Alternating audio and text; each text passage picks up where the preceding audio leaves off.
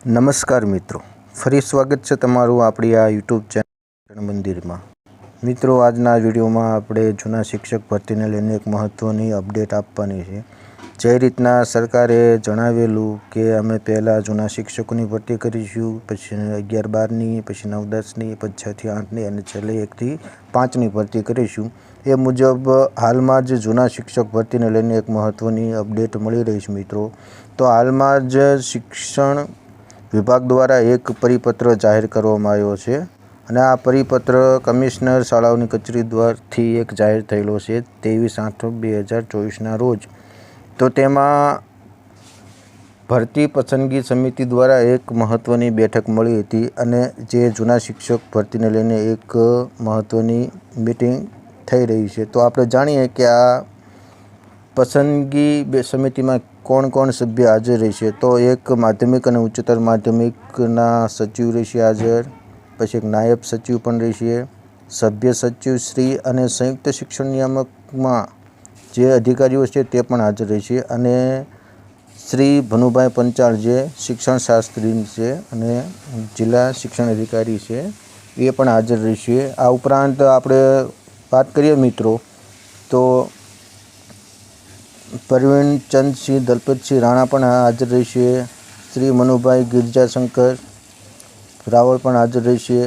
અને વિષયની વાત કરીએ મિત્રો તો કયા વિષય સંદર્ભે આ પસંદગી સમિતિની બેઠકનું આયોજન થયેલું છે તો આપણે જોઈએ તો રાજ્યની બિનસરકારી અનુદાનિત માધ્યમિક અને ઉચ્ચતર માધ્યમિક શાળાઓમાં જૂના શિક્ષકોની ભરતી પ્રક્રિયા હાથ ધરવા બાબતે મિત્રો આ એક બેઠકનું આયોજન થઈ રહ્યું છે। આના પરથી આપણે જે ટેટ શિક્ષકો છે તેમના માટે સારા સમાચાર છે કે જે રીતના જૂના શિક્ષકોની ભરતી થઈ છે તેના પછી જ આપણે 11-12ની, 9-10ની અને 6થી 8ની, 1થી 5ની ભરતી સરકાર કરશે। તો આ એક ટેટ શિક્ષકો માટે ગુડ ન્યૂઝ છે મિત્રો। તો આપણે જાણીએ કે શું અંદર કહેવામાં આવ્યું છે।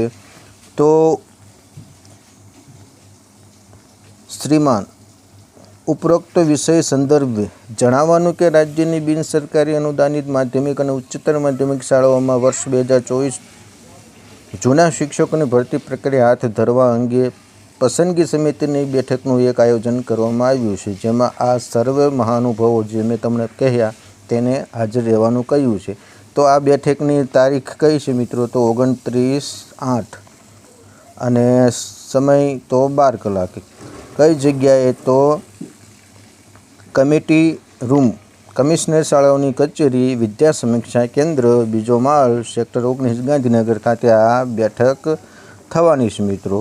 તો તમે નીચે સહી પણ જોઈ શકો છો કે સંયુક્ત સચિવને, સભ્ય સચિવને સંયુક્ત શિક્ષણ નિયામકની સહી પણ થયેલી છે। તો એ પ્રમાણે આમ જુઓ તો આ એકંદરે મિટિંગનું આયોજન થયું છે તે જૂના શિક્ષકો માટે પણ સારા સમાચાર છે અને જે ટેટ ભાવિ શિક્ષકોની જે આગળની ભરતી પ્રક્રિયા થવાની છે તેમના માટે પણ સારા સમાચાર કહી શકાય કે આના પછી હવે કાયમી શિક્ષકોની ભરતી પણ પ્રક્રિયા સરળ બનશે મિત્રો। તો હવે લાગે છે કે ટૂંક સમયમાં દરેક ભરતીની તારીખો જાહેર થઈ શકે છે મિત્રો। બસ મિત્રો, આજના વિડીયોમાં જે કંઈ જૂના શિક્ષક ભરતીને લઈને એક મહત્ત્વની બેઠકનું આયોજન થયેલું તે ન્યૂઝ તમને પહોંચાડવાના હતા મિત્રો।